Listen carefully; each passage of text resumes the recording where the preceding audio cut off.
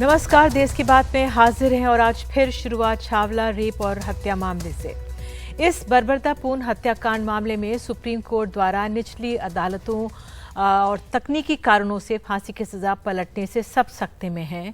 इस मामले में हाई कोर्ट बार एसोसिएशन के कुछ एडवोकेट अब सुप्रीम कोर्ट में रिव्यू पिटीशन दाखिल करने जा रहे हैं। सुप्रीम कोर्ट के फैसले के खिलाफ दिल्ली पुलिस रिव्यू पिटीशन दाखिल करेगी। साथ ही दिल्ली के कुछ गढ़वाल संगठन मिलकर न्याय के लिए कदम उठा रहे हैं। सामने आया है कि उत्तराखंड के मुख्यमंत्री पुष्कर धामी ने भी कानून मंत्री किरण रिजिजू से फोन पर बात की और इसके बाद बातचीत के बाद उन्होंने कहा है कि देश की बेटी को न्याय दिलाने के लिए सब कुछ किया जाएगा। तो इस मामले पर बात करने के लिए हमारे साथ दो खास मेहमान जुड़ेंगे, लेकिन पहले मैं आपको बता दूं हमारे साथ हैं इस समय रोहित डंडरियाल, एडवोकेट हैं सुप्रीम कोर्ट के। रोहित जी, बहुत बहुत धन्यवाद जुड़ने के लिए। और आप लोग रिव्यू पिटीशन दाखिल करने की तैयारी कर रहे हैं, कल आप लोगों ने बैठक भी की है। जरा दर्शकों को बताइए क्या आंकलन है आपका इस मामले में इस समय? देखिए, मैं आपको ये बताना चाहूंगा, कल हमारी इसमें एक समीक्षा बैठक हुई थी जिसमें उत्तराखंड के और जो भी लॉयर्स, हमारे जो बाहर के और लॉयर्स थे वो भी उसमें एकत्रित हुए थे उत्तराखंड भवन में, जिसमें हम लोगों ने एक कमेटी इस्टेब्लिश करी है जो कि इस पे अपना एक डिटेल अपना व्यू पॉइंट बना रही है कि किस तरीके से किन बेसिस पे सुप्रीम कोर्ट में रिव्यू पिटीशन हमारे द्वारा फाइल की जाएगी।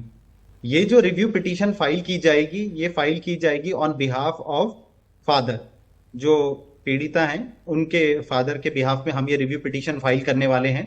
और अगर आप देखें कि जिस तरीके से जो जजमेंट सुप्रीम कोर्ट का आया है, उस तरीके से फैमिली बहुत ज्यादा सत्ते में है कि कैसे करके जो नीचे लोअर कोर्ट का जो जजमेंट था और जो हाई कोर्ट का जजमेंट था वो सुप्रीम कोर्ट के द्वारा बदल दिया गया, और वो कौन से ऐसे फैक्ट्स हैं जो सुप्रीम कोर्ट के सामने प्रेजेंट नहीं किए जा सके या प्रॉपरली प्रेजेंट नहीं किए जा सके, वो हम आने वाली रिव्यू पिटीशन में कोर्ट के सामने रखने वाले हैं। रोहित जी, क्या चूक रह गई आपको? क्योंकि तकनीकी कारण कई गिनाए गए, उसमें हम बात कर सकते हैं, लेकिन आपका क्या आंकलन है? आप लोगों की जो बैठक हुई, चूक कहां पर दिखी जो सुप्रीम कोर्ट के सामने, जो सुप्रीम कोर्ट ने एक तरह से कहा है?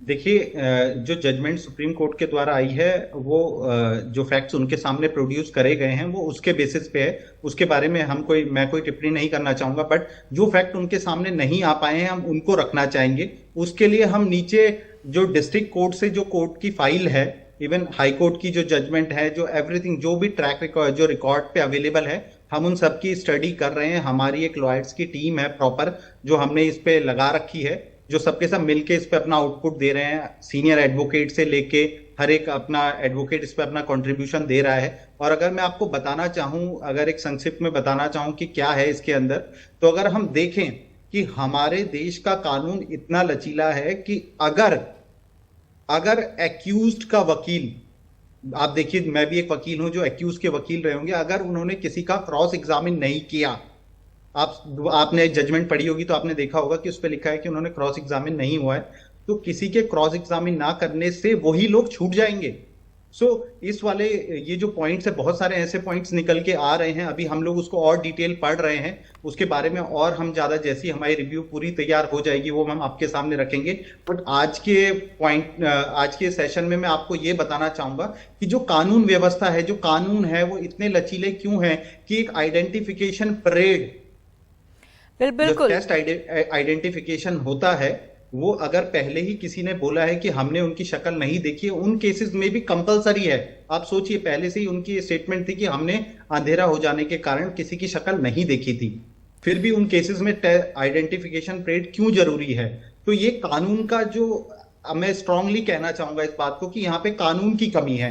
बिल्कुल। अब रोहित, इस पे पूछूंगी मैं आपसे, लेकिन एक और मेहमान दीप्ति रावत भारद्वाज, राष्ट्रीय महासचिव बीजेपी महिला मोर्चा, हमारे साथ जुड़ गई हैं। बहुत बहुत धन्यवाद दीप्ति जुड़ने के लिए।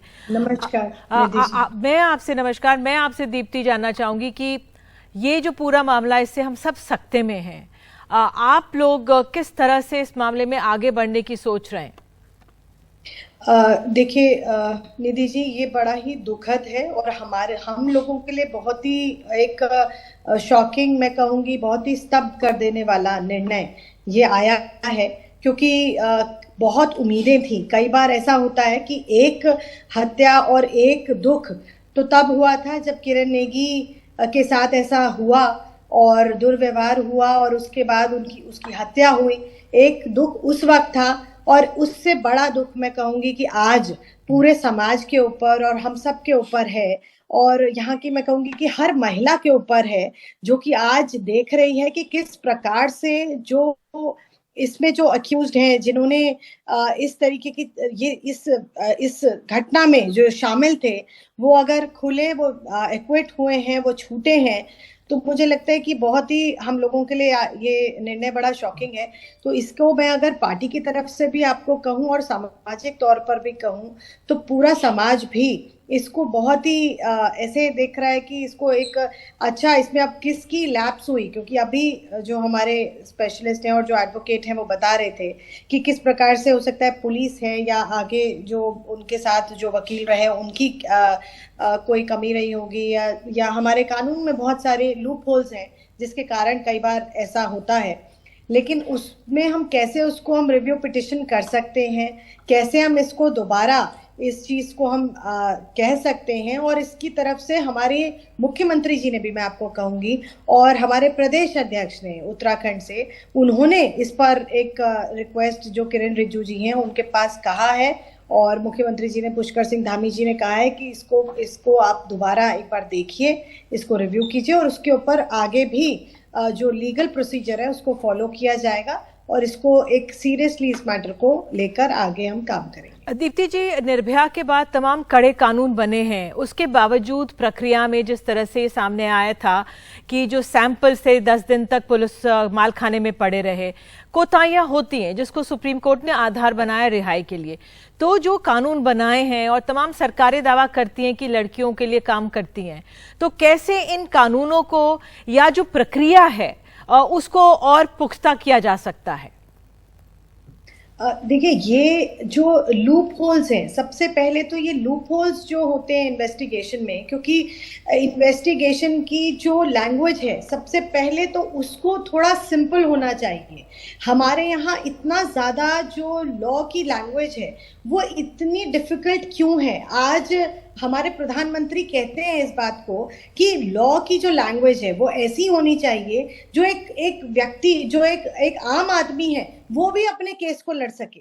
क्यों ऐसा होता है कि हमें एक एडवोकेट की जरूरत होती है, अगर हम उसको नहीं अफोर्ड कर सकते तो भी हमें एक वकील की जरूरत जरूर होती है उन आर्टिकल्स को पढ़ने के लिए, आगे अपना केस को रखने के लिए।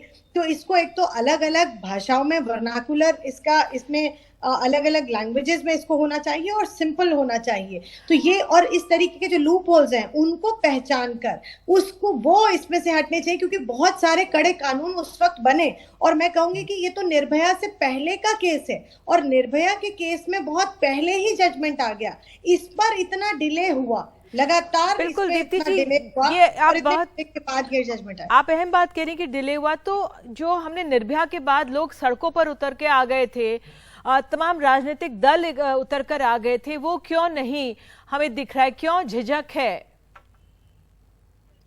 देखिए, ऐसा बिल्कुल नहीं है। यहाँ पर मैंने आपसे यही कहा कि यहाँ पर पूरा, अभी तो मैं आपसे कहूंगी गढ़वाल भवन में भी वहाँ पूरा सभी लोग प्रवासी जो उत्तराखंडी हैं सब लोग वहाँ बैठे, उन लोगों ने भी मीटिंग करी। वो जिस तरीके से मुझे पता लगा है कि संदीप दरमोड़ा जी उसको एक रिव्यू पिटीशन उस पर डाल भी रहे हैं, और सभी लोग, ऐसा नहीं है कि इसमें साथ हैं, जुड़े हैं, और सब लोगों का कहना है। मैं आपसे कहूंगी कि हमारी पूरी सरकार, मतलब यहाँ पर प्रदेश की सरकार, मुख्यमंत्री इस पर बोल रहे हैं, और वो केंद्रीय मंत्री से, कानून मंत्री से इस इशू पर बात कर रहे हैं। बहुत अहम बात, क्योंकि आपकी बात से लोगों को, परिवार को आश्वासन जरूर मिलेगा। रोहित जी, मेरा सवाल आपसे था, जो आपने कानून कितना लचीला है वो बात आपने रखी थी, इसमें यह भी कहा गया था जजमेंट में 39 गवाहों में से 10 गवाहों की जिरह की अनुमति बचाव पक्ष को नहीं दी गई। ट्रायल जज ने गवाहों से एक सवाल तक नहीं किया ताकि सच सामने आ सके, और जो आपने कहा था कि आरोपियों की पहचान के लिए कोई परेड नहीं कराई गई थी, आपने कहा अंधेरा हो गया था। तो जो ये तकनीकी मामले, ये इसकी अब भरपाई कैसे होगी जब आप लोग सुप्रीम कोर्ट जाएंगे? तो इसकी एक मजबूत तैयारी हो, उसके लिए आप लोगों को क्या सुनिश्चित करना होगा? मैम देखिए, इसमें हमें ये चीज समझनी होगी कि जिस बहन के साथ ये बात हुई थी वो बहन अब इस दुनिया में नहीं है, वो गवाही नहीं दे सकती है। बट जो आसपास से जो एविडेंस कलेक्ट करे गए हैं आज के दिन, वही सबसे बड़ा पुख्ता सबूत है। अगर हम किसी और के कहने पे कुछ और बात कर रहे हैं, असली प्रूफ है वो जगह जहां पे ये बात हुई है, जो वहां से एविडेंस कलेक्ट हुए हैं। हमारा फिर से वही है, जो प्रॉपर एविडेंस उसमें ठीक हो रखी हैं, एविडेंस नीचे लोअर कोर्ट में हो रखे हैं, उनको प्रॉपर कोर्ट के सामने रखना और कोर्ट के सामने वो इमेज पोर्ट्रे कर पाए। हम दोबारा से हम उस प्रयास में हैं जो इमेज नीचे लोअर कोर्ट में और हाई कोर्ट में पोर्ट्रे हो पाई थी। बिल्कुल, आप दोनों जुड़े इसके लिए बहुत बहुत धन्यवाद और उम्मीद की आस जी जैसे वो कई बार मिडनाइट में भी खुलती हैं टेरर अक्यूज्ड के लिए, उनको बेल कराने के लिए, और मिडनाइट में खुलती हैं कई बार दही हांडी की हाइट को तय करने के लिए। ऐसे मुद्दों पे मिडनाइट में कोर्ट खुलती हैं और उसमें अपने वो जजमेंट देती है। लेकिन जब ऐसे केसेस हैं, इन पर भी इनका जो ये ट्रायल है ये भी इतना लंबा नहीं खिंचना चाहिए, जो कि जब जस्टिस आप कहेंगे ना कि अगर वो डिलेड इज जस्टिस डिनाइड। बिल्कुल दीप्ति जी, आपने बहुत अहम बातें कही हैं और अब इनका पूरा असर इस मामले पे पड़े और न्याय मिले, ये अहम है। तो आप दोनों जुड़े, बहुत बहुत धन्यवाद। तो इसी मामले में जो दोषी निर्दोष, तो छावला का दोषी कौन है, और इसी को टटोलती हुई हमारे सहयोगी मुकेश सेंगर की रिपोर्ट देखिए। 100 आरोपी भले छूट जाएं, लेकिन एक निर्दोष को सजा नहीं होनी चाहिए। शायद इसी सिद्धांत का फायदा छावला के आरोपियों को मिला। 19 साल की एक लड़की से गैंगरेप और उसकी निर्मम हत्या के मामले में सुप्रीम कोर्ट ने तीनों दोषियों राहुल, रवि और विनोद को बरी कर दिया। उनके जेल से बाहर आते ही छावला में रहने वाला पीड़ित परिवार दहशत में है। परिवार ने दिल्ली पुलिस से सुरक्षा मांगी है। सुप्रीम कोर्ट ने फैसला दिया है तो उसमें जो मुलजिम है उनको बरी करने का फैसला दिया है। उससे जो है कि डर भय तो रहेगा, क्योंकि पुरानी बातें याद आती है। क्या याद आता आपको? क्या कुछ बातें थी ऐसी? पुरानी ये था कि जैसे कि लोअर कोर्ट में मतलब मुलजिम धमकी देते थे जब वो पेशी पे आते थे कि मार देंगे, काट देंगे, जब फ्री हो जाएंगे तो मारेंगे, काटेंगे। रवि, राहुल और विनोद को पहले लोअर कोर्ट ने मौत की सजा सुनाई थी। यहाँ तक कि हाई कोर्ट ने उन्हें शिकारी तक कहा था, लेकिन सुप्रीम कोर्ट ने दोषियों को बरी करते हुए कहा कि अभियोजन आरोपियों के खिलाफ अहम साक्ष्यों को साबित करने में नाकाम रहा। ट्रायल कोर्ट में आरोपियों को फेयर ट्रायल का अवसर नहीं दिया गया। पूरे मामले में आरोपियों को नैतिक रूप से दोषी मानकर संदेह के आधार पर सजा सुनाई गई। हर केस का निर्धारण अदालतों को उनके समक्ष पेश सबूतों पर गौर करने के बाद मेरिट के आधार पर करना चाहिए। ये काम भावनाओं में बहकर या किसी बाहरी नैतिक दबाव में नहीं करना चाहिए। ट्रायल कोर्ट के समक्ष अभियोजन, डीएनए प्रोफाइलिंग, वैज्ञानिक सबूत, वारदात में इस्तेमाल कार की पहचान, आरोपियों की पहचान, उनके sample, call detail, call record समेत अन्य सबूतों से आरोपियों का संबंध स्थापित करने में नाकाम रहा। आरोपियों को पकड़ने के बाद अगले 11 दिनों तक उनके डीएनए सैंपल पुलिस थाने के मालखाने में पड़े रहे। मामले में आरोपियों की पहचान के लिए कोई परेड नहीं कराई।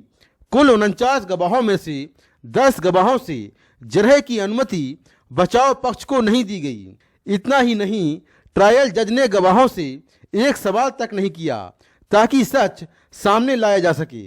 हालांकि सुप्रीम कोर्ट ने इसे जघन्य घटना मानते हुए कहा कि अगर इन लोगों ने अपराध किया होगा तो उनके छूटने से समाज में गुस्सा पनपेगा, लेकिन ये संदेह के आधार पर किसी को दोषी साबित नहीं किया जा सकता। अब पीड़ित परिवार रिव्यू पिटीशन दायर करने की तैयारी कर रहा है कि हम अगली जो कानूनी प्रक्रिया है वो है पुनर्विचार याचिका, यानी कि रिव्यू पिटीशन। बेबुनियाद या बिना आधार के जो ग्राउंड्स पे ये निर्णय लिया गया है और बिल्कुल जिसे कहते हैं कानून के विरुद्ध हमें लग रहा है, तो हम वो सारी बातें कोर्ट को पेश करेंगे। ये बहुत बड़ा एक अन्याय हुआ है उनके साथ, और जो हमारे साथ लॉयर्स हैं हम सब रिव्यू में अभी जाने की प्लान कर रहे हैं और एक्सप्लोर कर रहे हैं कि हम ऐसा क्या लीगल रेमेडी अपना सकते हैं जिससे कि वो जो घिनौने अपराधी हैं फिर से वो जेल जाएं। 9 फरवरी 2012 को 19 साल की लड़की को छाबड़ा इलाके से अगवा कर हरियाणा के रेवाड़ी में गैंगरेप के बाद निर्मम तरीके से उसकी हत्या कर दी गई थी। 10 साल पहले जब 19 साल की लड़की के साथ गैंगरेप हुआ था और उसकी हत्या हुई थी, तब मैं इसी थाने में इस पूरे मामले का कवरेज करने आया था। लेकिन 10 साल बाद मैं यहाँ पर फिर आया हूँ इस बात का जवाब तलाशने के लिए कि अगर उन 3 लड़कों ने लड़की के साथ गैंगरेप और उसकी हत्या नहीं की थी तो किसने की। सवाल ये है कि अगर पुलिस की जांच में इतनी खामियां दी तो लोअर कोर्ट और हाई कोर्ट को ये खामियां क्यों दिखाई नहीं दी। नई दिल्ली से मुकेश सिंह सेंगर, एनडीटीवी इंडिया। और देश की बात में बात करते हैं अब संजय राउत की। प्रवर्तन निदेशालय ने पात्रा चार भूमि मामले में राउत को गिरफ्तार किया था। संजय राउत को बेल मिल गई है। संजय राउत केस में कोर्ट की सख्त टिप्पणियां की हैं और गिरफ्तारी को अवैध बताया गया है। और ईडी, आपको बता दें, इस मामले में हाईकोर्ट भी चला गया था कि बेल पर स्टे मिले और उस पर वहां पे भी झटका ईडी को मिला है। सुनील सिंह हमारे सहयोगी हमारे साथ मौजूद हैं। सुनील, तो इस समय अहम बहुत बड़े तमाम दृश्य हम देख सकते हैं, क्या ताजा अपडेट वहां से, कब रिहाई होगी? देखिए निधि, मैं आर्थर रोड जेल के पास हूँ। सामने शिवसेना के कार्यकर्ता यहाँ पर जमा होने शुरू हो गए हैं। जो ऑर्डर का रिलीज ऑर्डर कॉपी है वो वहाँ से कैश बेल बॉन्ड भरने के बाद यहाँ पर आ चुकी है और किसी भी वक्त जो है बताया जा रहा है कि संजय राउत जेल से बाहर आ सकते हैं।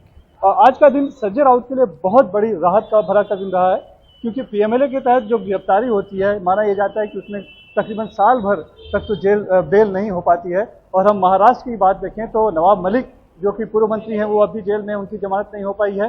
अनिल देशमुख की जो जमानत जरूर हुई लेकिन 1 साल उनमें लग गया, हालांकि अभी भी वो जेल में है क्योंकि उनके ऊपर सीबीआई का भी एक मामला दर्ज है। तो ऐसे में 3 महीने में पीएमएलए कोर्ट से ईडी के मामले में जमानत पाना एक बहुत बड़ी राहत है।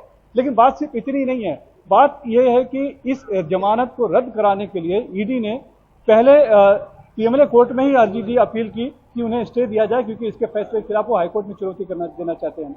जब पीएमएलए कोर्ट ने इनकार कर दिया तब वो बॉम्बे हाई कोर्ट गए और बॉम्बे हाई कोर्ट में उन्होंने जस्टिस के सामने रखा मामला और स्टे देने की मांग की, लेकिन वहां भी उन्हें सफलता नहीं मिली। और जस्टिस भारती डांगरे ने साफ तौर पर कह दिया कि हम जो जमानत है उस पर स्टे नहीं लगा सकते हैं, हम सुनवाई करेंगे।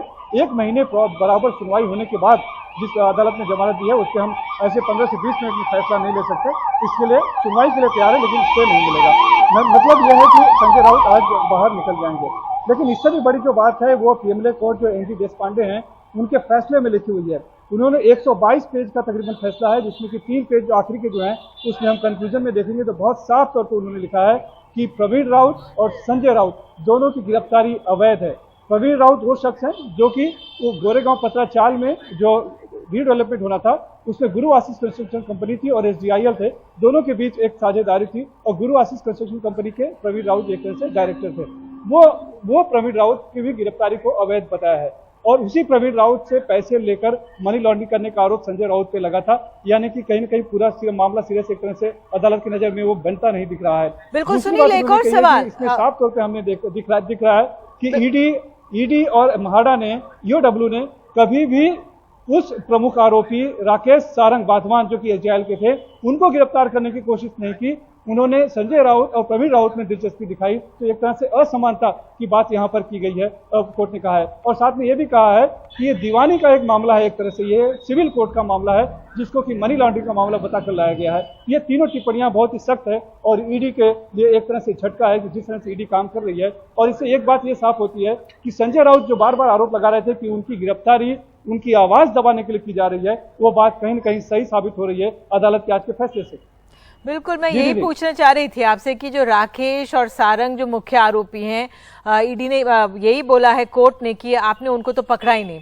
दूसरी तरफ 3 महीने ये जेल में रहे हैं और ईडी को किस तरह से झटका भी लगा है, तो इसका एक पूरे सांकेतिक राजनीतिक महत्व भी है और राजनीतिक जो दल है वो इस पे अब तमाम आरोप प्रत्यारोप का दौर शुरू होने वाला है। उस लिहाज से कैसे देख रहे हैं जब से ये पूरा पीएमएलए कोर्ट का ये ईडी को लताड़ा है, उसने क्या असर होगा इसका? देखिए, केंद्रीय जांच एजेंसी ईडी पहले से ही विपक्ष के निशाने पे है और ये माना जा रहा है कि विपक्ष की आवाज दबाने के लिए केंद्र सरकार उसका इस्तेमाल कर रही है। तो अब अगर संजय राउत के मामले को हम ले लें और इसको एक नजीर के तौर पे देखें, उदाहरण के तौर पे देखें, तो आरोप कहीं न कहीं सच साबित लग रहा है और सही साबित लग रहा है। तो स्वाभाविक तौर पर इस मामले को मुद्दा बनाकर जो राजनीतिक पार्टियां हैं, खास करके विपक्ष जो है वो आक्रामक हो सकता है, बार बार कह सकता है। लेकिन विपक्ष की आवाज एक तरफ मैं आपको कहना चाह रहा हूं और संजय राउत की आवाज एक तरह से, क्योंकि संजय राउत जिस तरह से रोज सुबह बोलते थे, अपनी बातों को रखते थे, सीधे केंद्र सरकार को निशाने पर बनाते थे, वही बात कहीं न कहीं चुभती थी, कचोटती थी और लिहाजा इस तरह का एक मनी लॉन्ड्रिंग का मामला बना उनके खिलाफ और जिसमें कि उनकी गिरफ्तारी हुई थी।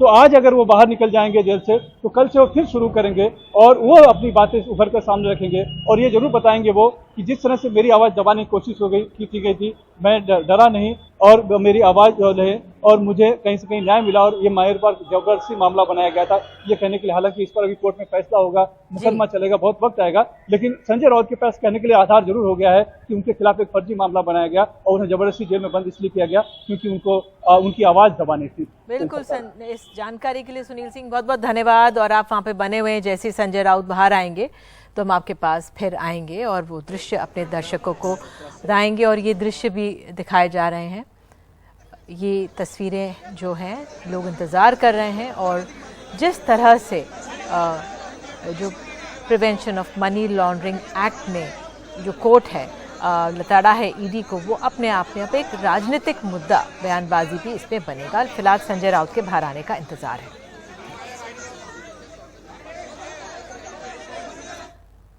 तो देश की बात में हम न्याय की बात कर ही रहे हैं, तो देश को आज नए मुख्य न्यायाधीश मिले हैं। जस्टिस डॉक्टर धनंजय यशवंत चंद्रचूड़ ने आज देश के 50वें मुख्य न्यायाधीश का पदभार संभाल लिया है। इसके साथ ही उन्होंने भरोसा दिलाया है कि वो आम आदमी के लिए काम करेंगे।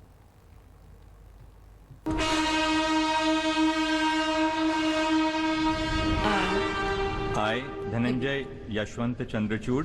राष्ट्रपति के शपथ दिलाने के बाद देश के 50वें मुख्य न्यायाधीश justice D.Y.. Chandrachud supreme court पहुंचे और महात्मा गांधी की प्रतिमा पर माल्यार्पण किया। फिर उन्होंने तिरंगे को नमन किया।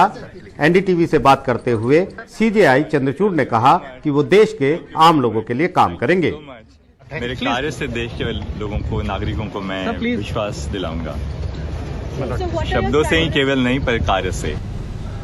इसी के साथ देश की न्यायपालिका के इतिहास में एक नया अध्याय जुड़ गया। पहली बार ऐसा हुआ जब पहले पिता और अब बेटे को देश का मुख्य न्यायाधीश बनाया गया है। जस्टिस चंद्रचूड़ का कार्यकाल 2 साल का रहेगा। इस दौरान उन्होंने अपनी प्राथमिकता भी बता दी है।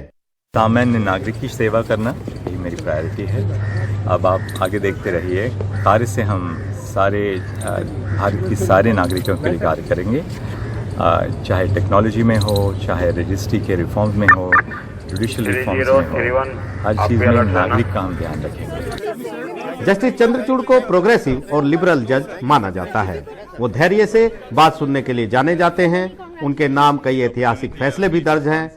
यहाँ तक कि नागरिकों के मौलिक अधिकारों को लेकर उन्होंने अपने पिता के ही 2 फैसलों को पलट दिया। लेकिन इस दौर में उनके सामने भी चुनौतियां बड़ी हैं। देश की न्यायपालिका के नए मुखिया ने आते ही कहा कि वो देश के आम नागरिक के लिए काम करेंगे और इसके बाद अदालत में केंद्र सरकार को सफाई कर्मी के खिलाफ अपील करने पर फटकारा भी। अभी तक इस अदालत के लिए कहा जाता था कि इसके पास आम लोगों की सुनने का वक्त नहीं है, लेकिन अब नए चीफ जस्टिस ने साफ कह दिया है कि वो आम आदमी की सुनेंगे भी और समझेंगे भी। नई दिल्ली से आशीष भार्गव, एनडीटीवी इंडिया।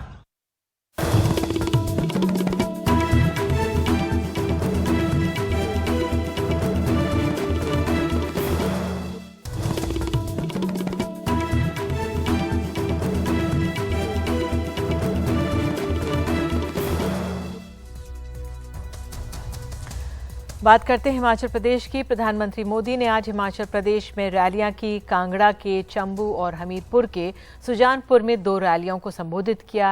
उन्होंने कहा कि सरकार में निरंतरता जरूरी है। हिमाचल विधानसभा चुनाव में बीजेपी को कांग्रेस के साथ साथ बागियों से भी लड़ना पड़ रहा है। यहां तक कि प्रधानमंत्री मोदी को भी बागियों को फोन करना पड़ रहा है। ज्यादातर बागी पार्टी के राष्ट्रीय अध्यक्ष जेपी नड्डा को दोषी ठहरा रहे हैं। Ground report. प्रधानमंत्री मोदी के फोन कॉल का यह ऑडियो पूरे हिमाचल में वायरल है। प्रधानमंत्री ने यह कॉल बीजेपी के पूर्व सांसद और बगावत कर फतेहपुर सीट से निर्दलीय चुनाव लड़ रहे कृपाल परमार को किया। कृपाल परमार फोन पर ही पीएम मोदी को बता देते हैं कि उनकी बगावत की वजह पार्टी अध्यक्ष जेपी नड्डा है। कृपाल परमार नड्डा से इतने आहत हैं कि प्रधानमंत्री के फोन कॉल के बाद भी निर्दलीय चुनाव लड़ रहे हैं।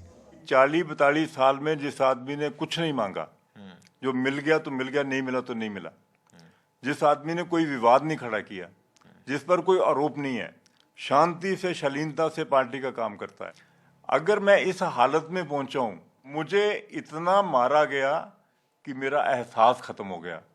और जब मेरे भगवान की कॉल आई तो मैं उसको जवाब देने के काबिल नहीं रहा था। मैं लड़ रहा हूं क्योंकि परिस्थितियां ऐसी पैदा कर दी थी। मैंने उस दिन मोदी जी को भी कहा कि अगर आपका ये कॉल एक दिन पहले आ जाता, क्योंकि 29 को विड्रॉल थी 3 बजे तक, अगर 3 बजने को 5 मिनट में भी आ जाता तो मैं उनकी बात पूरी भी ना सुनता, मैं कहता जी हो गया और मैं विड्रॉ कर लेता। लेकिन उन्होंने कहा कि मुझे आज बताया गया। उस वक्त मेरा बैलेट पे नाम आ चुका था, विड्रॉल का समय खत्म हो चुका था। पूरे हिमाचल में बीजेपी के 21 बागी चुनाव लड़ रहे हैं, जिसमें 3 मौजूदा और 5 पूर्व विधायक शामिल हैं। ज्यादातर बागी अपनी बगावत के लिए जेपी नड्डा को ही दोषी ठहरा रहे हैं। बीजेपी राष्ट्रीय अध्यक्ष जेपी नड्डा के लिए हिमाचल चुनाव उनकी प्रतिष्ठा का सवाल है। यही वजह है कि अपने गृह राज्य हिमाचल में वो अब तक 50 से ज्यादा सभाएं कर चुके हैं।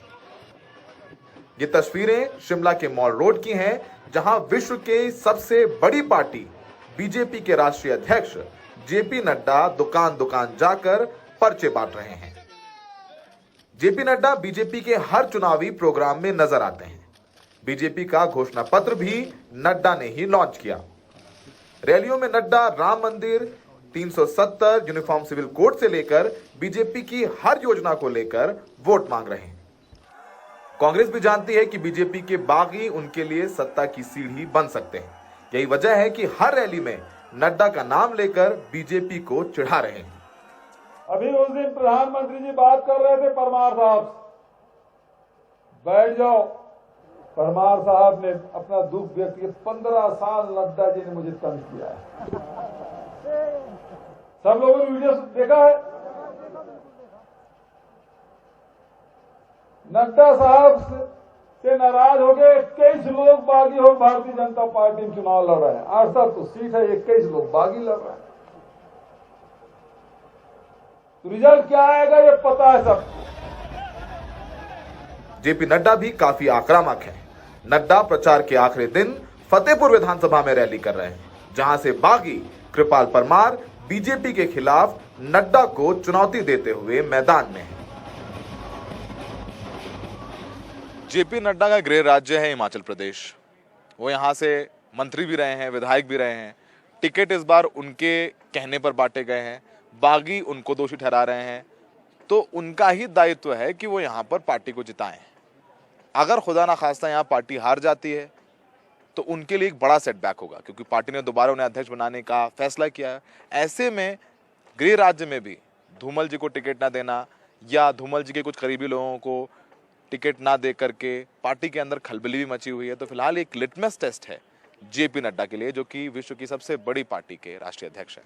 सहयोगी अशोक महाले और वीडी शर्मा के साथ सौरभ शुक्ला, एनडीटीवी इंडिया। तो दिल्ली में गाजीपुर लैंडफिल साइट से सटी एक मंडी की दीवार गिर गई है और व्यापारियों का कहना है कि कूड़े के पहाड़ की ऊंचाई कम करने के चक्कर में कूड़ा फैलाया जा रहा है, जिसके बोझ से दीवार गिर गई। एमसीडी चुनाव में इसको लेकर राजनीति शुरू हो गई है। ये दिल्ली की गाजीपुर लैंडफिल साइट से सटी बकरा मंडी की दीवार का हिस्सा है जो रविवार रात अचानक गिर गया। दीवार के साथ ही बिजली का खंभा भी मंडी की दुकान पर जा गिरा।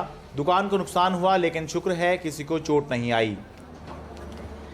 मंडी के लोगों का कहना है कि कूड़े के पहाड़ की ऊंचाई कम करने के लिए कूड़ा फैलाया जा रहा था और कूड़े के बोझ से दीवार गिर गई। तो बताइए क्या हुआ था, कैसे हुआ था? रात को 11:30 बजे रविवार रात को हाँ। ये दीवार के पीछे कूड़ा डल रहा था हाँ। ये रात में ही काम कर रहे थे क्योंकि दिन में इन्होंने बंद कर दिया था यहाँ की कंप्लेन की वजह से। अच्छा, तो रात में ये लोगों ने काम चालू करा हाँ। इन लोगों को मना करा, ये दीवार कूड़े के उससे ना भारीपन से गिर गई इस तरफ। अच्छा, और यहाँ पे मेरी 4 लेबर सो रही थी, वो बेचारे उठ के भागे। सामने मेरा सामान रखा हुआ था, ये सारा ये सब टूट टाट गया सारा। ये एमसीडी चुनाव चल रहे हैं और इस मुद्दे पर राजनीति ना हो ऐसा कैसे हो सकता है। दिल्ली के उप मुख्यमंत्री मनीष सिसोदिया ने मंडी का दौरा किया और बीजेपी पर आरोप लगाया। बहुत खतरनाक है ये जो भारतीय जनता पार्टी कर रही है, ये इसके कूड़े के पहाड़ खड़े हुए हैं। और जब जनता ने इस बात तय किया कि भारतीय जनता पार्टी के कूड़े को साफ करना है नगर निगम के चुनाव में, तो इन्होंने साजिश रची इसकी। इन्होंने ये साजिश की कि इस कूड़े के पहाड़ को दबाने के लिए, छिपाने के लिए इसको आसपास की खाली जगह में कूड़ा फैला दो। तो इन्होंने आप देखो किस तरह से ऊपर से हाइट कम करने के चक्कर में 6 महीने पहले ये सारी जगह खाली पड़ी होती थी। बीजेपी आम आदमी पार्टी के आरोपों का कुछ इस तरह जवाब दे रही है। नहीं, और इतनी चिंता थी तो एमसीडी को पैसे देने थे भाई, क्यों पैसे नहीं दिए? आपको चिंता थी दिल्ली की, और मुझे याद है कि इससे पहले भी मैंने ये बात कही है कि किसी भी म्यूनिसिपैलिटी को खत्म करके आप शहर को जिंदा नहीं रख सकते। इस हालत के लिए सीधे तौर पर ये लोग खुद जिम्मेवार हैं। आज सिसोदिया जी बताएं, दिल्ली जानना चाहती है कि आपने जो एडवर्टाइजमेंट और होर्डिंग लगाए थे सीएनडी वेस्ट उठाने के, उन होर्डिंग्स के ऊपर कितना पैसा खर्च हुआ था और आपने कितनी सीएनडी वेस्ट को शहर से जमा किया। ये घटना तब हुई जब आम आदमी पार्टी ने नगर निगम चुनाव में कूड़े के पहाड़ को सबसे बड़ा मुद्दा बनाया हुआ है, जबकि दिल्ली के उपराज्यपाल दावा कर रहे हैं कि उनके आने के बाद से लैंडफिल साइट पर कूड़े के निपटारे की रफ्तार 1.5 लाख टन से बढ़कर करीब 6.5 लाख टन प्रति माह हो गई है। निगम चुनाव में आम आदमी पार्टी ने कूड़े को सबसे बड़ा मुद्दा बनाया हुआ है। पिछले कुछ समय से चर्चा ये चल रही थी कि क्या कूड़ा इतना बड़ा मुद्दा हो सकता है कि पूरे चुनाव में आम आदमी पार्टी केवल कूड़े का मुद्दा ही उठाती रहे और किसी मुद्दे पर बात ही ना करे। फिलहाल ऐसा लग रहा है कि गुरुवार को इस चर्चा का कुछ अंत जरूर हो सकता है, जब अरविंद केजरीवाल निगम चुनाव के लिए आम आदमी पार्टी के घोषणा पत्र को जारी करेंगे, जिसको केजरीवाल की 10 गारंटी नाम दिया गया है। दिल्ली से वेदांत अग्रवाल और कैमरा सहयोगी मोहम्मद मुरसलीन के साथ में शरद शर्मा, एनडीटीवी इंडिया।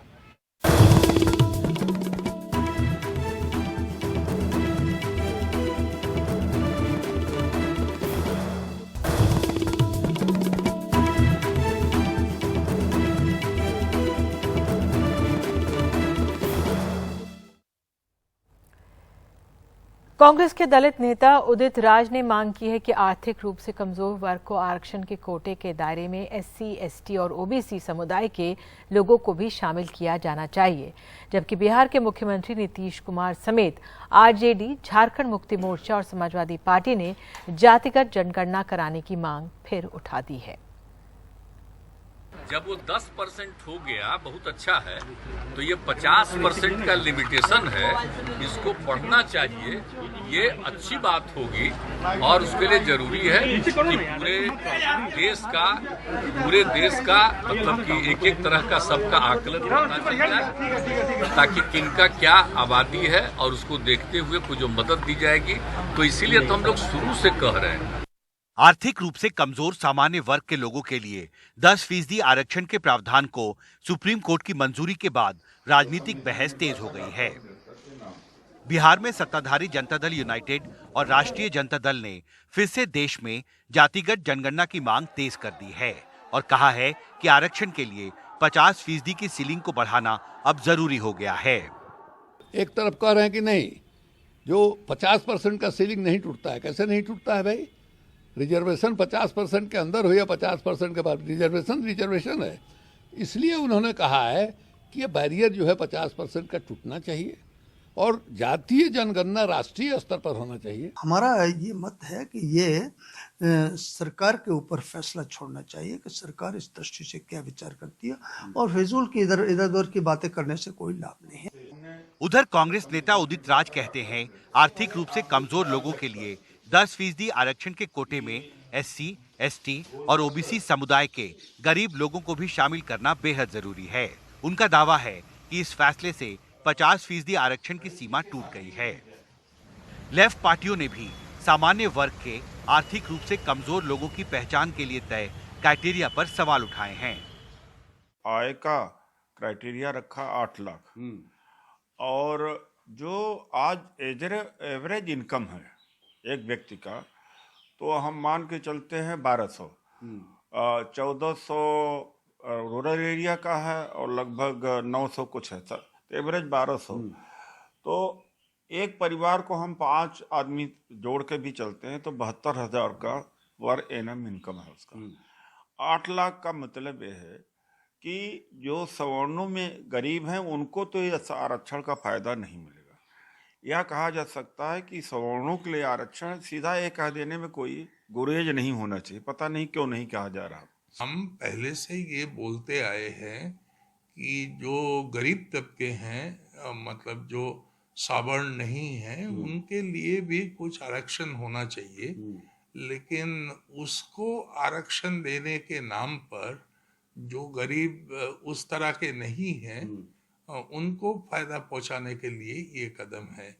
तो इसीलिए हम चाहते हैं कि इसका रिव्यू हो और सरकार अपनी जो पॉलिसी है इसको लेकर जो प्रतिक्रिया है बहुत व्यापक, उसको मद्देनजर रखते हुए इसमें परिवर्तन करे जब वो उसको लागू किया जाएगा।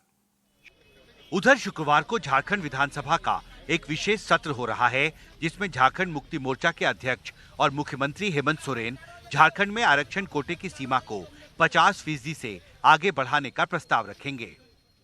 सुप्रीम कोर्ट के इस महत्वपूर्ण फैसले के बाद सामान्य वर्ग के आर्थिक रूप से कमजोर लोगों को आरक्षण देने के मसले पर कानूनी बहस भले ही फिलहाल थम गई हो, लेकिन इस संवेदनशील मुद्दे पर राजनीतिक बहस जल्दी खत्म होगी, इसके आसार फिलहाल दिखाई नहीं देते। सुप्रीम कोर्ट से कैमरा पर्सन जेवियर के साथ हिमांशु शेखर, NDTV इंडिया।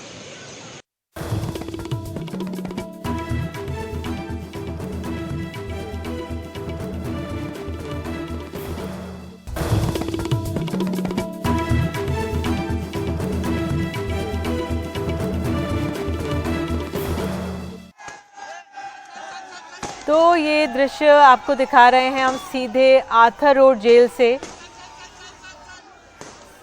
दृश्य दिखा रहे हैं। संजय राउत 3 महीने के बाद बाहर आ गए हैं। आज आपको बता दें PML कोर्ट ने ED को लताड़ा है। ये आपको prevention of money laundering act court ने कहा कि दोनों आरोपी अवैध रूप से गिरफ्तार किए गए हैं। कोर्ट ने सवाल उठाए कि जो मुख्य आरोपी थे राकेश और सारंग, उनको नहीं पकड़ा गया है। ये जो घोटाला था 1039 करोड़ का था। इस घोटाले में ED ने prevention of money laundering act के तहत केस दर्ज कर दिया था। और आपको बता दें आज कोर्ट ने ये भी कहा कि तो सिविल मैटर था, इसको क्रिमिनल मैटर क्यों इस तरह से बनाया गया। दूसरी तरफ आज इन दृश्यों से पहले, संजय राउत की जो रिहाई के दृश्यों से पहले जो ED था वो हाई कोर्ट भी चला गया और हाई कोर्ट ने भी बेल पर स्टे देने से इनकार कर दिया। जैसे ही संजय राउत कुछ बोलेंगे हम सुनाने की कोशिश करेंगे, लेकिन बहुत अहम दिन है NCP के लिए कि उनके मुखर नेता जो हैं संजय राउत, वो आज 3 महीने के बाद बाहर आ गए हैं जेल से। और ये दृश्य अपने आप में बहुत अहम है इस समय महाराष्ट्र की राजनीति के लिए। तो संजय राउत फिलहाल आपको बता दें ED ने उनको 3 महीने पहले मनी लॉन्ड्रिंग के एक एक्ट में घोटाला बताया गया था 1039 करोड़ रुपए का, उसके तहत उनको केस दर्ज करके गिरफ्तार कर लिया था। और लेकिन आज जिस तरह से PMLA prevention of money laundering act court ने एनफोर्समेंट डायरेक्टरेट को फटकार एक तरह से लगाई और कहा कि आपने अवैध रूप से गिरफ्तार किया है। कहा यह भी गया कि जो मुख्य आरोपी हैं राकेश सारंग उनको नहीं पकड़ा गया। और तो अपने आप में ये बहुत ही खुशी का दिन है संजय राउत के लिए। और ये तमाम आपको ये भी बता दें कोर्ट ने सख्त टिप्पणियां की हैं और गिरफ्तारी को अवैध बताया गया। आर्थर रोड जेल से संजय राउत के ये दृश्य हैं जब वो बाहर आए हैं।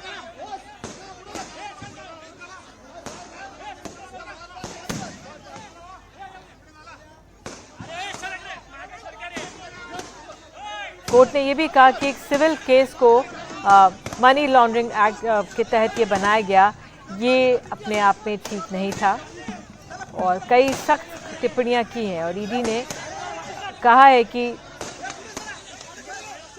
आपको बता दें कि इस पूरे मामले में हाई कोर्ट चली गई थी ईडी कि ये बेल ना मिले, तो इस पर स्टे देने से हाई कोर्ट ने, मुंबई हाई कोर्ट ने इनकार भी कर दिया था। संजय राउत बाहर आ गए हैं और शायद मीडिया कर्मी चाहते हैं कि वो कुछ बोले, लेकिन इस समय शायद वो सीधे घर जाना चाहते हैं, अपने घर जाएंगे, निवास स्थान जाएंगे। आज दोपहर से तस्वीरें उनके घर की आ रही थी, उनकी माँ इंतज़ार कर रही थी किस तरह से घर को सजाया गया है। घर के लिए एक तरह से दिवाली है जब बेटा वापस घर पहुँचेगा, उनकी माँ का ये कहना रहा था। बहरहाल ये तस्वीरें सीधे आर्थर रोड जेल से हमारे सहयोगी सुनील सिंह भेज रहे हैं। कोशिश करेंगे कि हम अपने सहयोगी सुनील सिंह से बात करें जो इस पूरे मामले की और बारीकियां हमें समझा सकते हैं।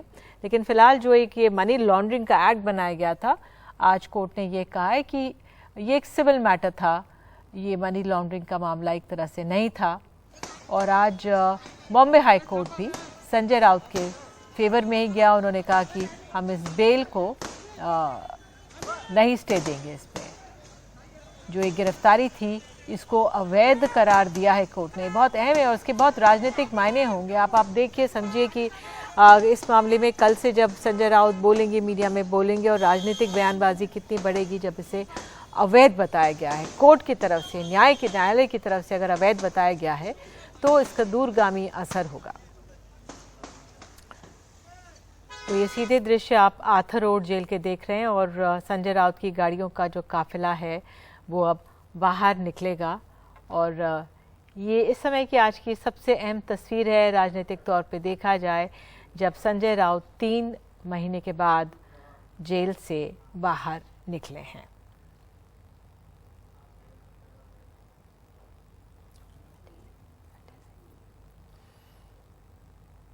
तो आपको बता दें, प्रवर्तन निदेशालय ने पात्रा चाल भूमि मामले में राउत को गिरफ्तार किया था। तो संजय राउत को इस मामले में आज बेल मिल गई है। संजय राउत केस में कोर्ट की सख्त टिप्पणियां थी और गिरफ्तारी को अवैध बताया था। तो इन्हीं दृश्यों के साथ फिलहाल देश की बात में आज के लिए इतना ही। नमस्कार।